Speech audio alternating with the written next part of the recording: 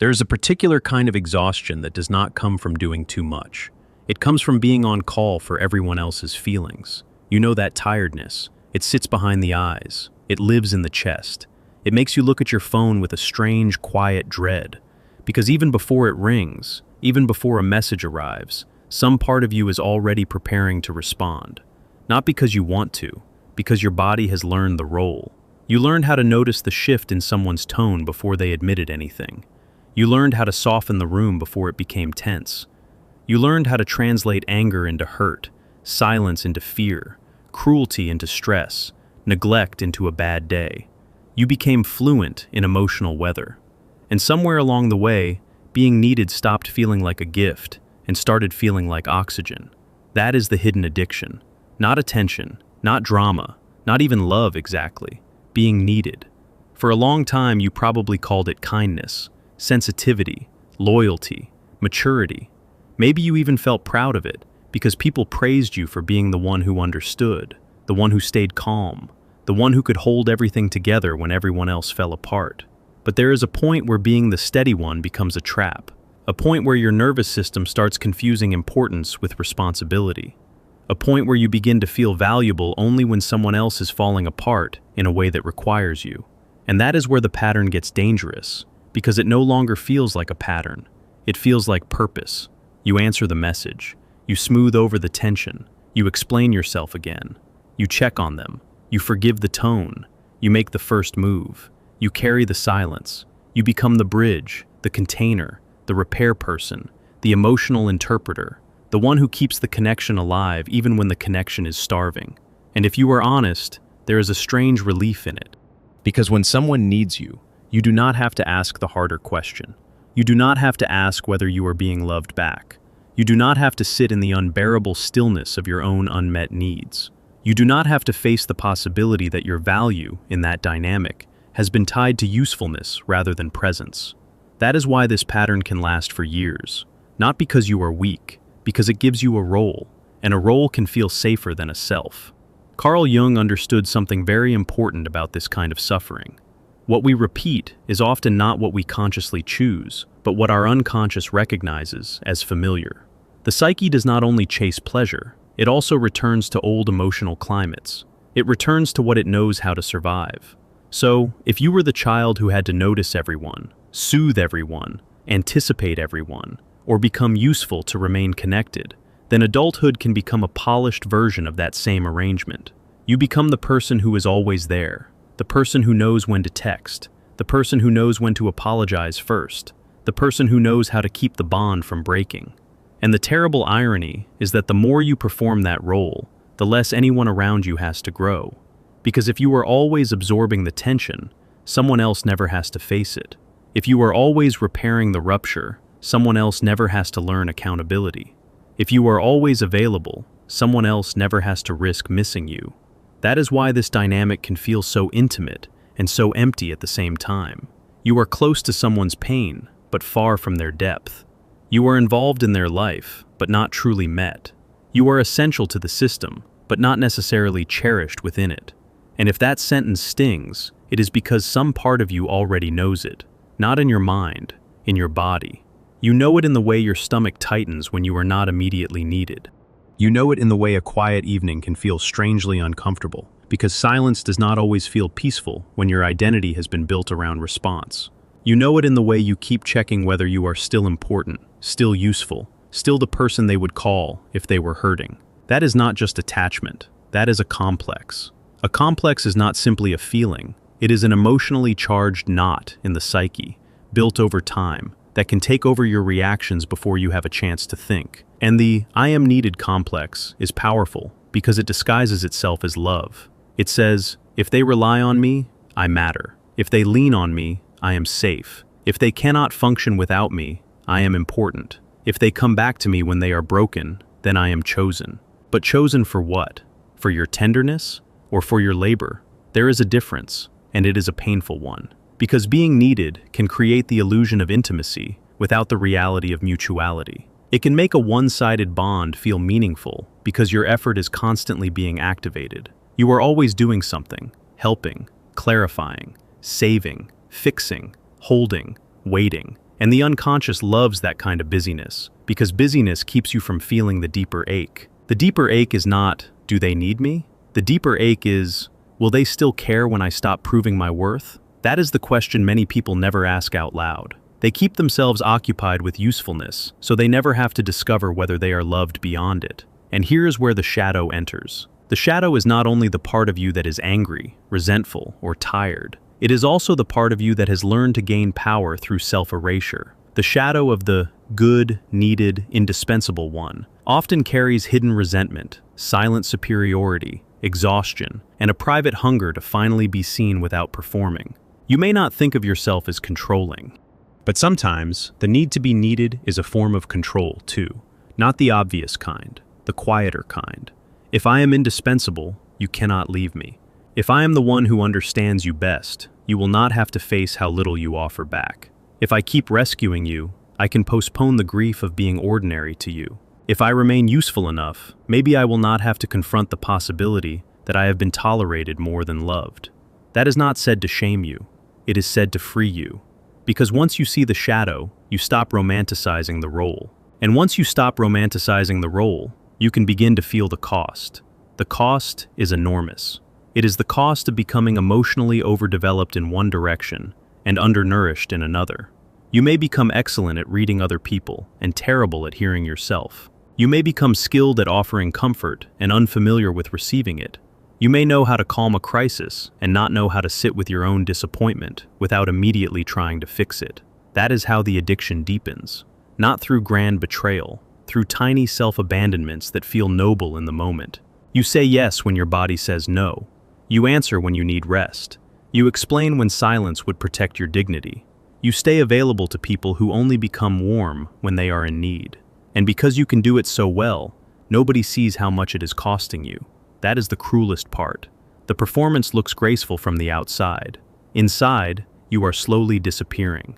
And if you have ever felt guilty for wanting less chaos, less need, less emotional dependency, understand this. Guilt is often the first alarm that your psyche has changed the rules. When you begin to step out of an old role, the mind can panic.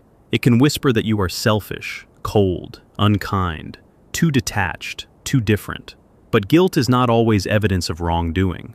Sometimes guilt is what happens when a boundary interrupts an old identity. You are not only leaving a person's pattern, you are leaving your own role inside it.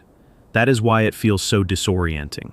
Because the moment you stop being the one who rescues, explains, absorbs, and repairs, you may feel empty for a while. Not because you have become empty, because the role was filling a space that now has to be lived in honestly.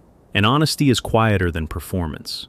Quieter, but truer. This is where Carl Jung becomes especially relevant, because the psyche does not just cling to people. It clings to images, to inner stories, to the persona you have worn for so long that it starts to feel like your face.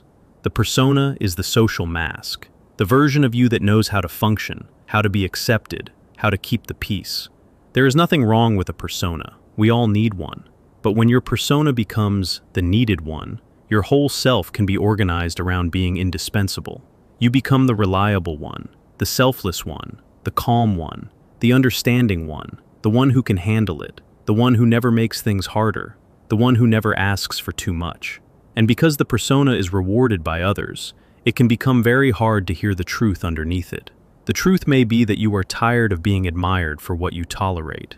The truth may be that you are lonely inside relationships that depend on your labor more than your presence. The truth may be that your generosity has been quietly crossing into self-betrayal. That is a hard sentence to hear, because it confronts the part of you that still wants to believe that if you are good enough, patient enough, useful enough, the bond will become safe. But the bond does not become safe just because you keep yourself available.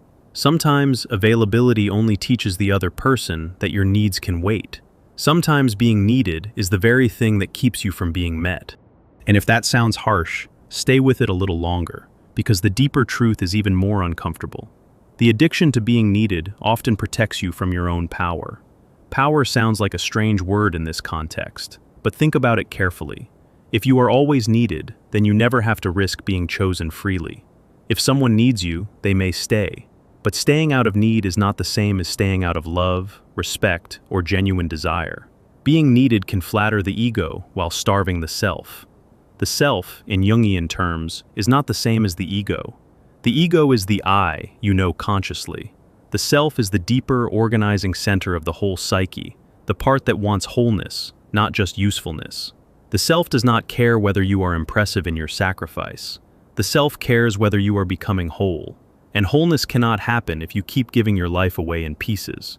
So, ask yourself something very simple, and do not rush the answer. Who are you when nobody is asking you to fix anything? Who are you when nobody is falling apart?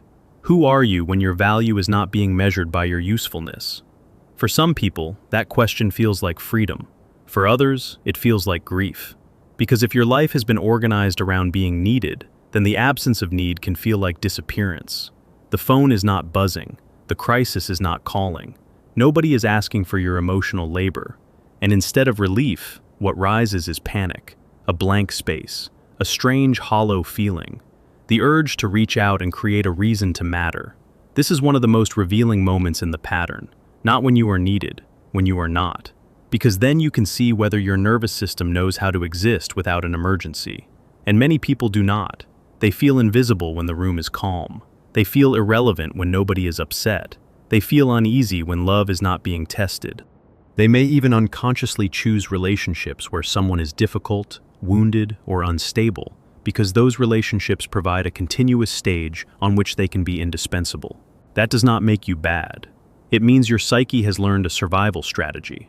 But a survival strategy is not a life. Eventually, it starts to suffocate the very thing it was meant to protect. You may notice it in your body before you notice it in your thoughts. A heaviness before replying. A resentment you can't quite justify. A moment of irritation when someone reaches for you again and again, but never really reaches for you as a person. A quiet wish to disappear.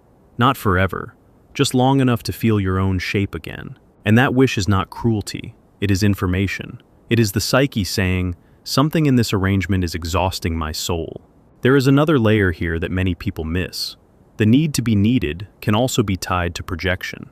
You may project onto the other person the role of the one who finally confirms your worth. They become the mirror in which you hope to see yourself as necessary, beloved, irreplaceable. And because projection is powerful, you may not actually be seeing them clearly. You may be seeing the role they play in your inner drama, the wounded one, the lost one, the one who would collapse without you, the one who makes you feel noble, the one who gives your tenderness a stage. And while that projection is active, you are not fully relating to a real human being. You are relating to an inner image wearing their face. This is why the bond can feel so intense and so confusing. The intensity is not imaginary, but it is not all coming from the relationship itself. Part of it is coming from the unconscious. That is why the ending of such a dynamic can feel like withdrawal. You are not just letting go of a person, you are letting go of the emotional chemistry that came from being needed. And that can feel like losing a part of yourself. But what is actually being lost is a false center. A center built around service instead of selfhood. A center built around emotional utility instead of inner authority. A center that kept you close to others while keeping you far from yourself. This is the moment where many people try to go back. They call it compassion. They call it loyalty. They call it, I just care too much. But sometimes going back is not care. Sometimes it is fear. Fear of the empty space that appears when you stop over-functioning. Fear that without the role, there will be nothing left. Fear that if you are not needed, you will not matter. And that fear is old. Older than this relationship. Older than this friendship. Older than this family pattern. It belongs to the part of you that learned early on that love might have to be earned through usefulness. If that is true for you, then your healing will not begin with becoming colder. It will begin with becoming more honest. Honest about where you are overgiving. Honest about where your care has become a contract you never agreed to. Honest about the quiet resentment that appears when you keep showing up for people who only notice you when they are in trouble. Honest about the fact that your body is tired before your mind admits it. And honesty will change the texture of your life. Not overnight, but steadily. Because once you see the pattern, you can no longer unknow it. You may still feel the pull to rescue.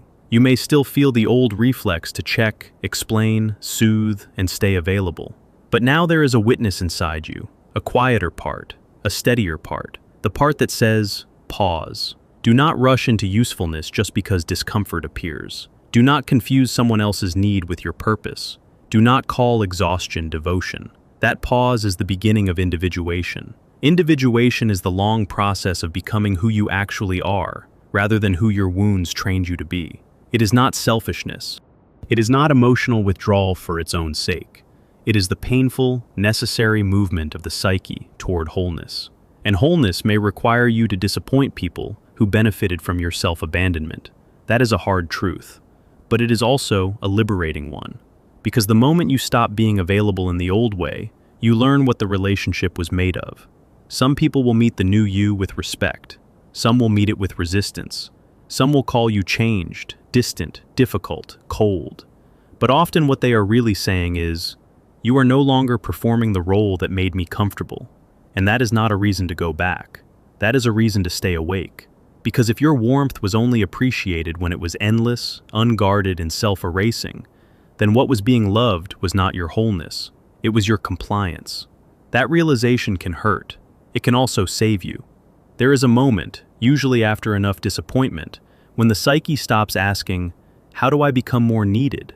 And begins asking, why did I need to be needed so badly? That question changes everything, because it shifts the focus from the other person's dependency to your own wound, from their appetite to your ache, from their behavior to your inner hunger. And that is where real transformation begins, not in blaming yourself, in understanding yourself. Maybe being needed made you feel visible. Maybe it made you feel safe. Maybe it made you feel chosen.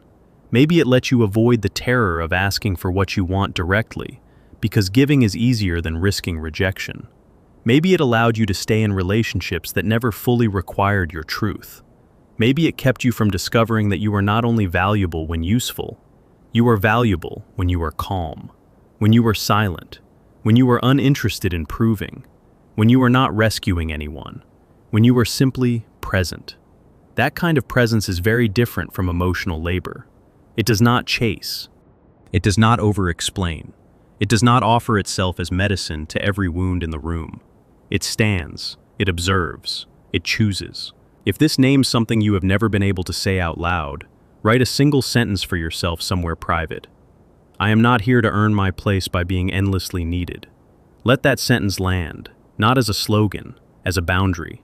Because what you are really learning to do is stop confusing your nervous system's familiar alarm with love. And that is an enormous shift. You are learning that the urge to rush in is not always compassion. Sometimes it is conditioning. You are learning that guilt is not always guidance. Sometimes it is an old leash. You are learning that a quiet life is not a failure if your soul is finally resting in it. You are learning that the person who benefits from your endless availability is not always the person who deserves your endless availability. And maybe, for the first time, you are beginning to understand that being needed can become a way to avoid being known. Because to be known, really known, you cannot stay in the role.